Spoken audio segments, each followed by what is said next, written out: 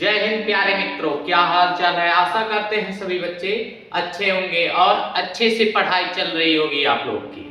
आप लोग बताएंगे कि प्यारे बच्चों, हम लोग का जनन स्वास्थ्य वाला चैप्टर पूरा खत्म हो चुका था।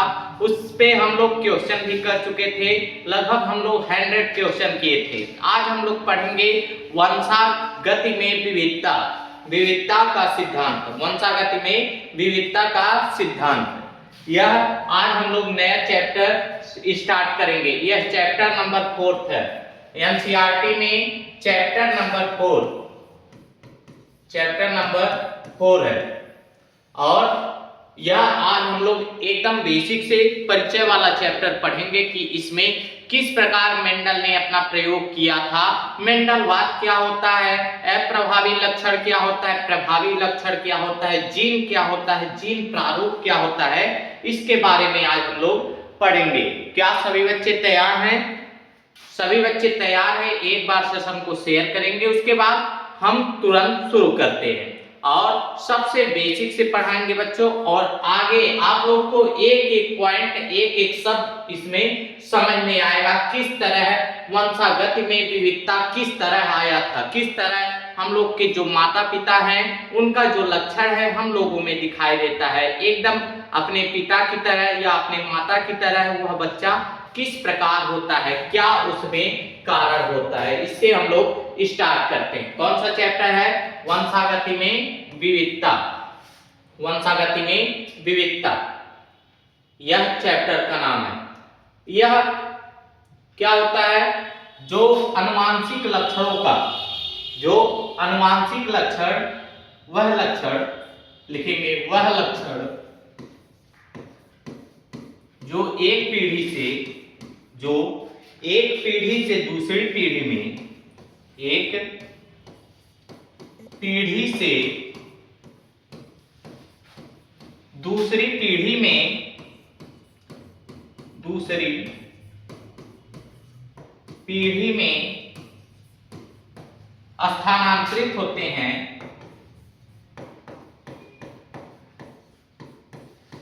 स्थानांतरित होते हैं, अनुवांशिक लक्षण कहलाते हैं। कौन सा लक्षण? अनुवांशिक लक्षण कहलाते हैं। अनुवांशिक लक्षण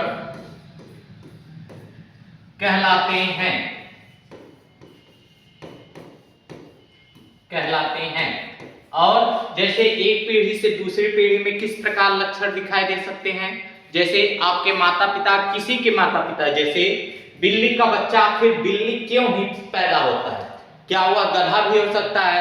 या कुत्ते का बच्चा कुत्ता क्यों पैदा होता है? वह जानवर भी, वह घोड़ा भी पैदा हो सकता है। आदमी का बच्चा आदमी ही क्यों पैदा होता है? वह क्या बंदर भी पैदा हो सकता है, कोई और जंतु भी पैदा हो सकता है। यह किस प्रकार दिखाया गया था?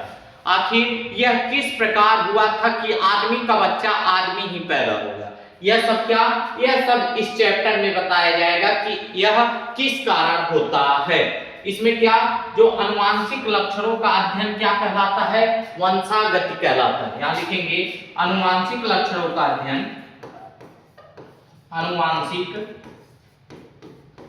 लक्षणों का अध्ययन, लक्षणों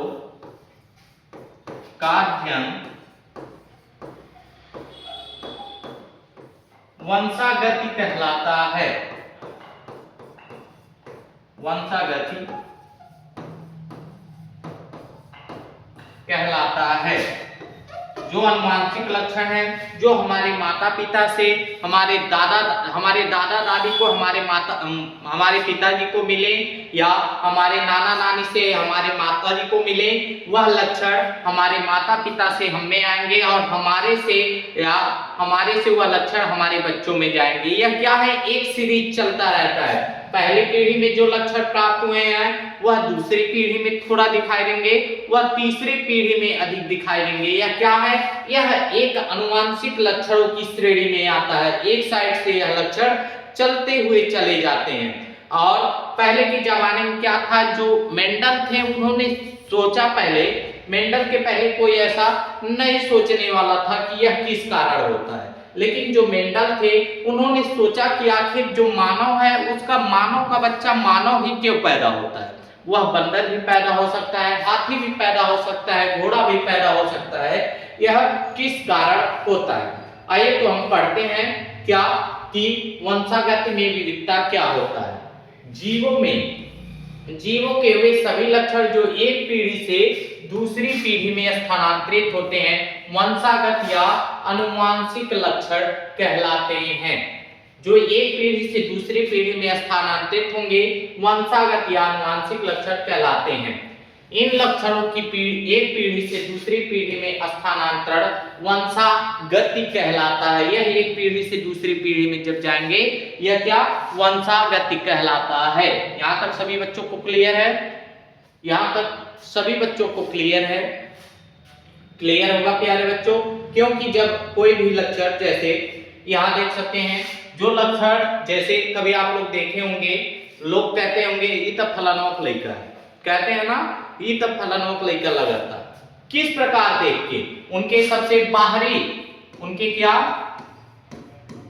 बाहरी रूप को देखकर बता सकते हैं कि यह किसका बच्चा है। या कभी कभी देखते हैं वह लक्षण प्रारूप होता है, लक्षण प्रारूप होता है, प्रारूप होता है। जिस तरह हमारे पिताजी बोलते हैं, जिस तरह हमारे दादाजी बोलते थे उस तरह हमारे पिता में आया और उसी तरह हमारे में आया। यह क्या है? यह लक्षण प्रारूप का उदाहरण है। जिस तरह हमारे पिताजी चलते हैं, जिस तरह हमारे दादाजी चलते थे, जिस तरह दादाजी चलते थे उस तरह हमारे पिताजी चले, उसी तरह हमारे पिताजी चलते हैं और उसी तरह मैं भी चलता हूं, मैं या आप भी चलते हैं। यह क्या है? यह लक्षण प्रारूप है। और बाहरी रूप क्या है? जो दृश्य प्रारूप है, इसको कहते हैं दृश्य प्रारूप। अभी आगे आपको बताएंगे दृश्य प्रारूप क्या होता है, लक्षण प्रारूप क्या होता है। जो दृश्य प्रारूप है वह जैसे हमारी बाहरी बनावट होती है कि यह लगता है फलानोक लइका है, यह सब देख के आप लोग गांव में सीख सकते हैं। गांव में भी बताते हैं यह लगता है फलानोक लइका। यह क्या है? यह सब एक वंशागति के अध्ययन के अनुवांशिक लक्षणों की श्रेणी में आता है। इसके अनुवांशिक लक्षणों की श्रेणी में आता है। यहाँ तक सभी बच्चों को क्लियर होगा। इसके बाद नेक्स्ट क्या है? अनुवांशिकी या जनिनिक।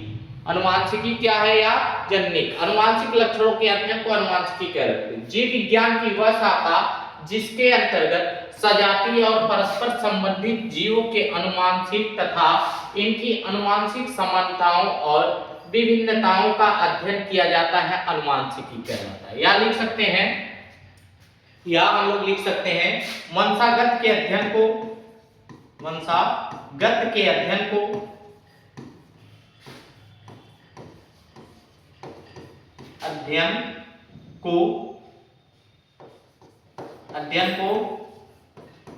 अनुवांशिकी कहते हैं। अनुवांशिकी कहते हैं। वंशागत के अध्ययन को क्या अनुवांशिकी भी कहा जाता है, या अनुवांशिक लक्षणों के अध्ययन को अनुवांशिकी कहा जाता है।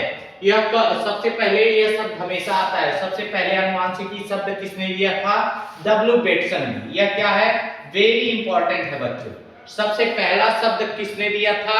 डब्ल्यू बेटसन ने अनुवांशिकी शब्द का प्रयोग किया था। कितने सन में? सन 1905 ईस्वी में यह अनुवांशिकी शब्द का प्रयोग किए थे। और क्या किए थे? अनुवांशिकी के आधारी सिद्धांतों की खोज ग्रेगर जॉन मेंडल ने की थी। जो ग्रेगर जॉन मेंडल थे वह 8 से 9 वर्षों तक लगातार इस मटर के, उद्यान मटर पे, उसके पहले ड्रोसोफिला नामक मक्खी पे खोज किए थे। और जान लीजिए आपको 14 वर्षों तक वह लगातार लगे, जिसमें 8 वर्षों तक वह लगातार किसे? उद्यान मटर पे खोज किए, उद्यान मटर पर खोज करते थे। और जो वर्ष बचे वह ड्रोसोफिला नामक मक्खी पे खोज करते थे। ड्रोसोफिला नामक मक्खी पे खोज किए। यह जब 8 वर्षों तक खोज किए, यह इतने समय तक खोज किए, इसीलिए इनको क्या, फादर ऑफ, इनको क्या कहा जाता है? यह ग्रेगर जॉन मेंडल ने की। इस कारण इन्हें अनुवांशिकी के जनक, फादर ऑफ जेनेटिक्स कहा जाता है, अनुवांशिकी के जनक कहा जाता है। इतने वर्षों तक ये लगे रहे, इसीलिए इन्हें फादर ऑफ जेनेटिक्स कहा जाता है, अनुवांशिकी के जनक कहा जाता है। यहाँ तक सभी बच्चों को क्लियर होगा कि सबसे इंपॉर्टेंट चीज इसमें क्या है कि डब्ल्यू बेटसन ने सर्वप्रथम 1905 ईस्वी में अनुवांशिकी शब्द दिया। क्या? डब्ल्यू बेटसन ने सन 1905 ईस्वी में अनुवांशिकी शब्द दिया, अनुवांशिकी शब्द का प्रयोग किए। कौन सा? अनुवांशिकी शब्द का प्रयोग किए। और जो अनुवांशिकी के जनक, फादर ऑफ जेनेटिक्स कौन है? ग्रेगर जॉन मेंडल जी हैं। Father of genetics Gregor John Mendel ji हैं। यह बच्चों बोर्ड एग्जाम के लिए मोस्ट इंपॉर्टेंट तो है, साथ में आप जो कॉम्पिटिटिव एग्जाम की तैयारी करते हैं, प्रतिभागी एग्जाम की तैयारी करते हैं प्रतियोगिता के लिए, उसमें भी यह इंपॉर्टेंट है, क्योंकि यह शब्द पूछा जाता है। सर्वप्रथम अनुवांशिकी शब्द का प्रयोग किसने किया और कितने सन में किया? फादर ऑफ जेनेटिक्स कौन है? यह भी पूछा जाता है और आप लोग इसको अच्छे से तैयार करेंगे। यहाँ तक क्लियर है सभी बच्चों को? यहाँ तक बच्चों क्लियर है? उसके आगे हम लोग चलते हैं। इसके आगे देखेंगे कि अनुवांशिकी की शब्दावली। कोई भी आप लोग को अगर अच्छा टीचर, बेस्ट टीचर पढ़ाता है, टीचर तो सब अच्छे होते हैं, लेकिन कोई भी अगर टीचर अच्छा टीचर पढ़ाएगा तो सबसे पहले उसमें अनुवांशिकी की शब्दावली पढ़ाएगा। इस चैप्टर में सबसे फर्स्ट पढ़ाएगा अनुवांशिकी की शब्दावली, जिसमें हम लोग जीन देखेंगे। सर्वप्रथम जीन क्या होता है? जो जीन शब्द है, यह मेंडल ने जो शब्द दिया था कारक, मेंडल ने एक शब्द दिया था कारक और या फैक्टर या फेस फैक्टर, कारक या फैक्टर, इसी को बाद में खोज करने के उपरांत क्या जीन बना दिया। यहाँ पे देखिए मेंडल ने इसे कारक या फैक्टर कहा। जीन गुणसूत्र पर स्थित वह रचना है, यहाँ से लिखेंगे जीन गुणसूत्र पर स्थित वह रचना है जो किसी अनुवांशिक लक्षणों को एक पीढ़ी से दूसरी पीढ़ी में स्थानांतरित करती है। एक पीढ़ी से दूसरी पीढ़ी में पहुंचाने का कार्य कौन करता है? जीन करता है। वह क्या? गुणसूत्र की ऐसी रचना होती है। जीन क्या करता है? एक पीढ़ी से दूसरी पीढ़ी में लक्षण को स्थानांतरित करता है। इसका प्रयोग सर्वप्रथम किसने किया था?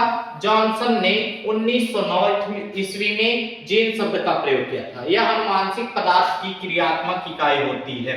जैसे हम लोग की क्रियात्मक इकाई क्या है? कोशिका, सेल है, वैसे यह भी क्या? यह जो अनुवांशिक पदार्थ होते हैं उनकी क्रियात्मक इकाई मानी जाती है। आप लोग इस तरह समझ सकते हैं, यह क्या है? इसको कहते हैं जीन। यह क्या है? प्रकार, यह जीन है। जीन से क्या बनते हैं? जीन से डीएनए बनते हैं और डीएनए को जब आगे खींचकर बढ़ाया जाता है तो क्या बनता है? तो यह जाके जीन बनते हैं। यह क्या है? इसको कहते हैं गुणसूत्र। गुणसूत्र को जब खींच के बढ़ाया जाता है तो यहाँ डीएनए बनता है। डीएनए को जब खींच के थोड़ा सा और आगे लिया जाता है तो यह जीन बनता है। क्या? जीन बनता है। यह डीएनए है, यह जीन। यहां तक आप लोग यह बोर्ड एग्जाम में यह चित्र अगर बना के आएंगे तो एग्जामिनर खुश भी हो जाएगा और अच्छा नंबर देगा। और इसमें सबसे इंपॉर्टेंट क्या है? जीन शब्द का प्रयोग किसने किया था? जीन शब्द को जॉनसन ने 1909 ईस्वी में प्रयोग किया था। और जीन शब्द क्या है? जीन शब्द जो अनुवांशिक पदार्थ है वह क्रियात्मक की, जीन क्या है? वह अनुवांशिक पदार्थ की क्रियात्मक इकाई मानी जाती है। और जीन गुणसूत्र की वह संरचनात्मक, वह गुणसूत्र की वह संरचना होती है जो किसी अनुवांशिक लक्षण को क्या? एक पीढ़ी से दूसरी पीढ़ी में स्थानांतरित करवाते हैं। यहाँ तक सभी बच्चों को क्लियर होगा? यहाँ तक क्लियर होगा। जितने भी क्वेश्चन बनेंगे प्यारे बच्चों, यहाँ से 2 नंबर आपका क्लियर होगा। यह हमेशा पूछा जाता है 2 नंबर में, 2 या 3 नंबर में। 3 नंबर में यह हमेशा पूछा जाता है। आप कभी भी बोर्ड एग्जाम की सिलेबस उठाए या आप प्रीवियस ईयर क्वेश्चन उठा के देखिए, यह हमेशा आएगा, 100% आएगा, हर एक सेट में पूछा जाएगा कि जीन क्या है, इसका क्या कारण हो सकता है, या जीन सर्वप्रथम किसने दिया, या जीन किसकी क्रियात्मक इकाई होती है। यहाँ तक क्लियर है?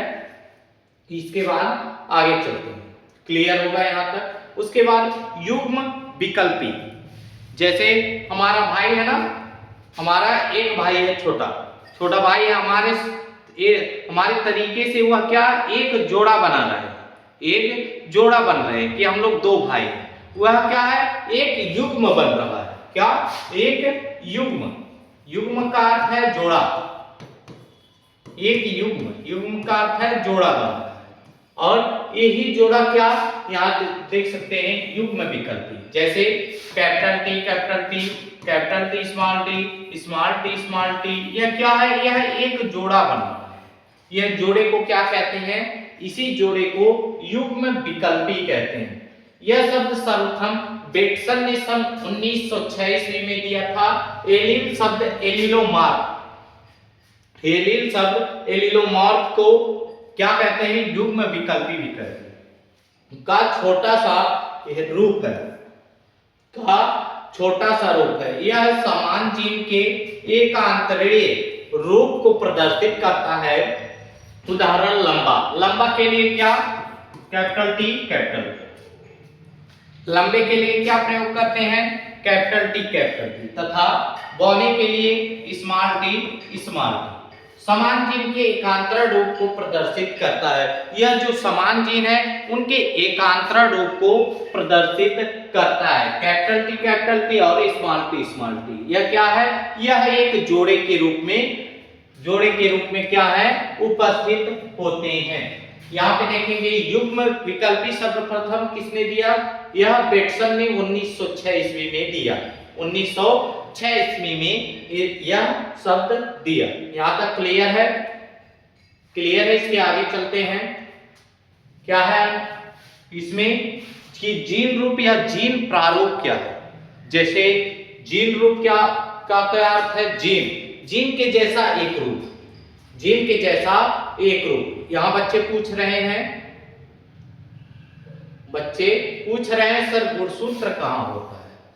गुणसूत्र कहाँ होता है? प्यारे बच्चों, यह जो गुणसूत्र होता है यह कोशिका होती है। कोशिका में क्या केंद्रक उपस्थित होता है? यह क्या है? सेल है। सेल के अंदर केंद्रक या न्यूक्लियस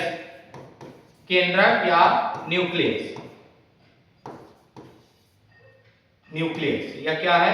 केंद्रक उपस्थित है। और केंद्रक में क्या? केंद्रक में ही गुणसूत्र पाए जाते हैं। गुणसूत्र या क्रोमोसोम, केंद्रक के अंदर ही गुणसूत्र पाए जाते हैं। क्लियर बच्चों? क्लियर। इसके आगे चलते हैं। यहाँ पे हम लोग थे जीन प्रारूप या जीन रूप क्या है? जैसे किसी जीव का अनुवांशिक संगठन होता है, जैसे कैपिटल टी और स्मॉल टी जीव के जीन प्रारूप या युग्म विकल्पी के विशेष जोड़े हैं। यह इनको जीन प्रारूप या युग्म विकल्पी के यह क्या विशेष जोड़े कहलाते हैं। यहाँ तक क्लियर है? इसके आगे चलते हैं हम कि लक्षण प्रारूप या दृश्य प्रारूप क्या है। जैसे जीन प्रारूप था वह अंदर के जो कार्य करते हैं उनको गुणसूत्र कोशिका किस प्रकार की है वह दिखाई देते हैं। लेकिन जो लक्षण प्रारूप है यह बाहर का बनावट उसका कैसा है। जैसे कि दादा का जो चेहरा है वह हमारे पिताजी से मिलता है और हमारे पिताजी का चेहरा हमसे मिलता है। यह क्या है? यह एक दृश्य प्रारूप है, इसको हम लोग देख सकते हैं। यह एक दृश्य प्रारूप है जिसको हम लोग देख सकते हैं। किसमें? यह रूप में, रंग में, लिंग में तथा व्यवहार को प्रदर्शित करता है। यह जीवों के लक्षणों को, जैसे रंग में वह कैसा है, गोरा है, काला है, पीला है, नीला है, सफेद है, यह क्या है? यह रंग है। रूप क्या है? उसका गोल है, लंबा है। चेहरा क्या है? गोल है, लंबा है। यह क्या है? यह सब क्या? यह रूप को, लिंग को, वह पुरुष है कि स्त्री है तथा व्यवहार को प्रदर्शित करता है। यहाँ तक क्लियर है सभी बच्चों को? यहाँ तक क्लियर है? इसके आगे चलते हैं। यहाँ सबसे इंपॉर्टेंट पूछा जाता है कि जीन प्रारूप तथा दृश्य प्रारूप में क्या अंतर है, इसीलिए आपको पढ़ाए हैं जीन प्रारूप तथा दृश्य प्रारूप। जीन प्रारूप तथा दृश्य प्रारूप यहां से चेंज कर देंगे।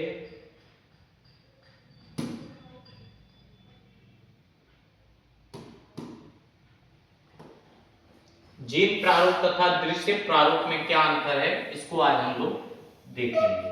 3 लक्षण है, सर्वप्रथम, द्वितीयक और तृतीयक। सर्वप्रथम देखेंगे लक्षण प्रारूप क्या होता है, जीन प्रारूप क्या होता है। लक्षण प्रारूप जीव के विभिन्न गुणों जैसे आकार जो उनमें विभिन्न लक्षणों का निर्धारण करता है, आकार, आकृति एवं स्वभाव आदि को व्यक्त करता है। यह क्या है, यह इसका है, यह इसका है। आकार, आकृति एवं स्वभाव को आदि को क्या करता है, व्यक्त करता है। और जीन प्रारूप के जीव जीनी संगठन को व्यक्त करता है जो उनमें विभिन्न लक्षणों का निर्धारण करता है, जो उनमें विभिन्न लक्षणों का निर्धारण करता है। द्वितीयक क्या है, यह दिखाई देते हैं, लेकिन जो जीन प्रारूप होते हैं यह दिखाई नहीं देते हैं। और फिर लक्षण प्रारूप समान लक्षण रूप वाले जीवों के जीनी संरचना समान हो सकती है और नहीं भी, लक्षण समान हो सकती है और नहीं भी, लेकिन जो जीन होता है यह समान जीन प्रारूप वाले जीवों के लक्षण रूप सदैव समान होते हैं। वह जिसमें जीन होता है वह सदैव समान होता है, सदैव समान होता है। यह 3 आप सेम टू सेम इसी तरह लिख के आएंगे, आपको पूरा नंबर दे देगा, एग्जामिनर पूरा नंबर देगा। यहां तक सभी बच्चों को क्लियर है, यहां तक प्यारे बच्चों क्लियर है आप लोग को। इसके बाद हम लोग आगे चलते हैं, आगे देखेंगे समयुग्मजी क्या होता है। सम का अर्थ है समान, सम का अर्थ है समान। जब एक लक्षण के लिए दोनों जीन्स एक समान प्रकार के होते हैं उनमें समयुग्मजी या उस लक्षण को अनुमानसिक शुद्धता कहते हैं। समयुग्मजी जैसे कैपिटल टी, यह क्या है, एक समान है और इनसे जो लक्षण प्रारूप होंगे वह क्या, एक समान लक्षण होंगे, जैसे कैपिटल टी। यहां तक क्लियर है। दूसरा क्या है, विषम युग्मजी। विषम युग्मजी क्या होता है, यहाँ कैपिटल टी स्मॉल टी दोनों हो सकता है। और विषम युग्मजी क्या है, विषम युग्मजी क्या है, विषम युग्मजी स्मॉल टी नहीं, यहाँ क्या है, कैपिटल टी स्मॉल टी, यह हो सकता है। यह क्या है, विषम युग्मजी। जब एक लक्षण के लिए जब दोनों जीन्स असमान हो, जैसे यह भी असमान है यह भी असमान है, दोनों जीन्स असमान प्रकार के होते हैं तो उसे क्या कहते हैं, विषम युग्मजी कहते हैं, विषम युग्मजी कहते हैं। यहाँ तक सभी बच्चों को क्लियर है। इसके बाद हम लोग चलते हैं अनुवांशिकी की शब्दावली में युग्मक क्या होते हैं। आप लोग चैप्टर 2 में पढ़े होंगे नर युग्मक और मादा युग्मक। यह क्या है, यह नर युग्मक और नर युग्मक, जैसे नर युग्मक को शुक्राणु कहा जाता है ना, और मादा युग्मक को अंडाणु, मादा युग्मक को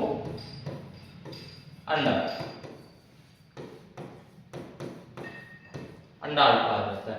एक परिपक्व जनन कोशिका जो संलयन के लिए विशेषित हो उसे क्या कहते हैं, उसे युग्मक कहते हैं। जो जनन कोशिका के लिए विशेषित हो वह युग्मक कहलाता है। और युग्मक कितने, 2 प्रकार के होते हैं, नर युग्मक और मादा युग्मक। नर युग्मक में शुक्राणु, मादा युग्मक में अंडाणु। क्लियर है, क्लियर है प्यारे बच्चों। इसके आगे चलते हैं, इसके आगे चलते हैं हम लोग देखते हैं संकरण। जैसे उसमें निषेचन था ना, इसमें संकरण है, हाइब्रिड संकरण कराया जाता है। जैसे संकरण किन्हीं 2 जीवों के मध्य वह क्रिया है जिसमें युग्मजों का संलयन होता है, युग्मजों का संलयन होता है, समझिएगा।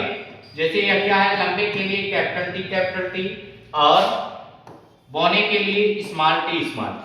यह क्या है, यह पिताजी हैं, बड़े हैं, और यह क्या है, यह माताजी हैं, क्या है, छोटी है। इनमें जब संकरण कराया जाता है, जब निषेचन कराया जाता है, क्या, जब निषेचन कराया जाता है कैपिटल टी स्मॉल टी, फिर से हम लोग निषेचन कराएंगे कैपिटल टी स्मॉल टी, फिर हम लोग निषेचन कराएंगे कैपिटल टी स्मॉल टी, फिर से हम लोग निषेचन कराएंगे कैपिटल टी स्मॉल टी। इसमें क्या, इसमें दोनों के लक्षण मिल रहे हैं।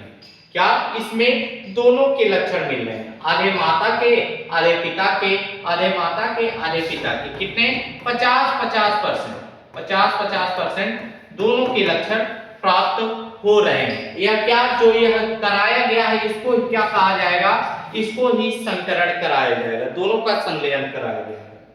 यहां तक क्लियर है। इसके आगे संकरण में विपरीत संकरण, जिसको कहते हैं विपरीत संकरण, यह क्या है, संतति के संकरों का उनके जनकों से संकरण विपरीत संकरण कहलाता है। जैसे मटर के लाल एवं श्वेत पुष्प वाले पादपों के बीच दिखाया है। आप लोग एकदम बेसिक से समझिएगा किस तरह, जैसे जो पिताजी हैं और यह माता जी, अभी समझिएगा, हम लोग संकरण करा रहे हैं पिताजी से और माता जी से। संकरण कराया गया, इसमें क्या, पहली पीढ़ी में यह क्या है, पेरेंटल जनरेशन, यह क्या है, जनक पीढ़ी या पहले इसको F1 पीढ़ी। यह क्या, capital T small T, capital T small T, capital T small T, capital T small T, यह प्राप्त हुआ।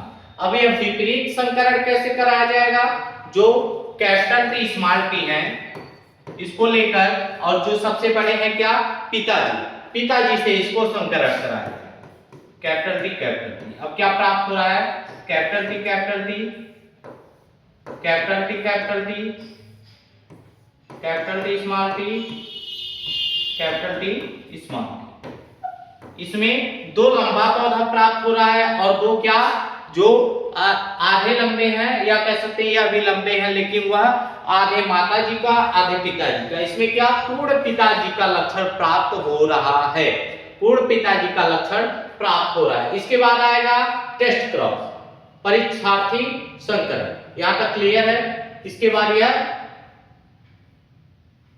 इसके बाद टेस्ट क्रॉस या परीक्षार्थी संकरण, टेस्ट क्रॉस क्या कह सकते हैं, परीक्षार्थी संकरण। उसमें क्या, पिताजी से कराया गया था संकरण, इसमें क्या, माता जी से संकरण कराया जाएगा। जैसे प्राप्त क्या हुआ था हम लोग को, पहले पढ़ेंगे परीक्षार्थी संकरण क्या होता है। इसे विशिष्ट विपरीत संकरण भी कहते हैं, इसे विशिष्ट विपरीत संकरण भी कहते हैं। किसी जीव के उनके अप्रभावी जनन के से संकरण परीक्षार्थी संकरण कहलाते हैं। जैसे मटर के लाल एवं श्वेत पुष्प वाले पादपों के बीच संकरण कराया है।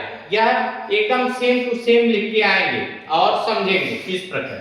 जैसे यह क्या है, मटर का पौधा है, लंबा और छोटा, या इस तरह स्मॉल टी स्मॉल टी, इनका संकरण capital T small T, capital T small T, capital T small T, capital T small T. अब यह क्या, पहले पिताजी से कराए थे, अब माता जी से करवाएंगे। कैपिटल टी स्मॉल टी या क्या, स्मॉल टी स्मॉल टी। इससे जब संकरण कराएंगे तो क्या प्राप्त होगा, capital T small T, capital T small T, small T small T, यहाँ पे भी स्मॉल टी प्राप्त होगा। यह क्या है, यह जो 50% है इसमें माता जी का और पिताजी दोनों, इसमें क्या है, इसमें सिर्फ माता जी के लक्षण दिखाई दे रहे हैं। यहाँ तक क्लियर है बच्चों कि यह क्या है, मटर के लाल और श्वेत पुष्प वाले पादपों के बीच यह संकरण कराया गया था। यहाँ तक क्लियर है। इसके बाद देखते हैं प्रभावी लक्षण क्या होते हैं। वे लक्षण जो हमें दिखाई देते हैं वह क्या कहलाते हैं, प्रभावी लक्षण। सबसे अच्छा वे लक्षण जो किसी जीव में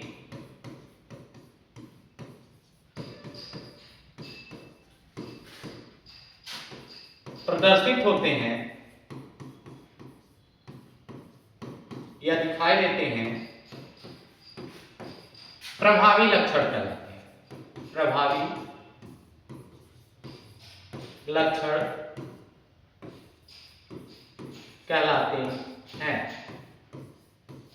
क्या कहलाएंगे, प्रभावी लक्षण कहलाते हैं। इसी को लिख सकते हैं, इसको भी लिख सकते हैं। किसी युग्म विकल्पी जोड़े का वह युग्म विकल्पी जो समयुग्मजी विषमयुग्मजी दोनों स्थितियों में स्वयं को व्यक्त करने की सक्षम होता है वह क्या है, प्रभावी लक्षण कहलाते हैं। जैसे प्रभावी लक्षण हो सकता है, जो बिल्ली होती है, बिल्ली की आंखें कैसी भूरी होती हैं, फिर जब उसका बच्चा होता है उसकी आंखें भी कैसी भूरी होती हैं। यह क्या है, यह एक लक्षण, यह प्रभावी लक्षण है जो 100% दिखाई देगी, जो बाहरी रूप से वह दिखाई देगी। तभी लोग कहते हैं कि फलानों का लड़का है, तभी लोग कह सकते हैं कि यह फलानों का लड़का है, कहते हैं ना।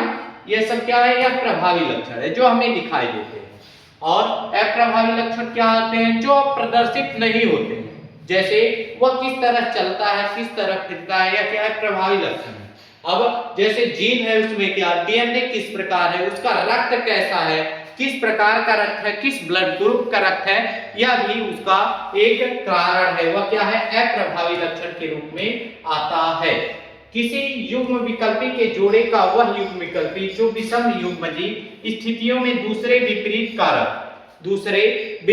कारक की उपस्थिति में स्वयं को व्यक्त करने में असमर्थ होता है, अप्रभावी लक्षण कहलाता है। स्वयं को वह व्यक्त करने में असमर्थ हो जाता है, वह क्या, अप्रभावी लक्षण कहलाता है, अप्रभावी लक्षण कहलाता है।